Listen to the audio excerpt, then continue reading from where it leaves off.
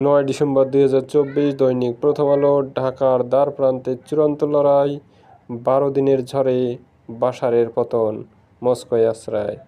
বাশার আল আসাদ পালিয়ে রাশিয়ার রাজধানী মস্কোতে গিয়ে আশ্রয় নিয়েছেন। যাই হোক, দেশ প্রতিদিন কি বার্তা দেবেন? ভারতের সচিব পালালেন আরেক স্বৈরাচার বাশার আল আসাদ। সমকাল কর্মকর্তাদের কারসাজিতে পেঁয়াজ চাষে সর্বনাশ।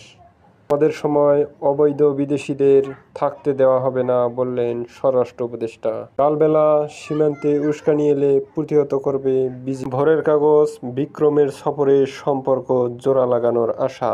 নয়াদিগন্ত, আসাদ শাসনের অবসান, অবশেষে পালালেন সিরিয়ার একনায়ক বাশার। 1 জানুয়ারি হচ্ছে না বই উৎসব। যুগান্তর, সম্পদ বিক্রি করে ঋণের টাকা আদায় হবে। ভারতকে হারিয়ে আবারও যুবদের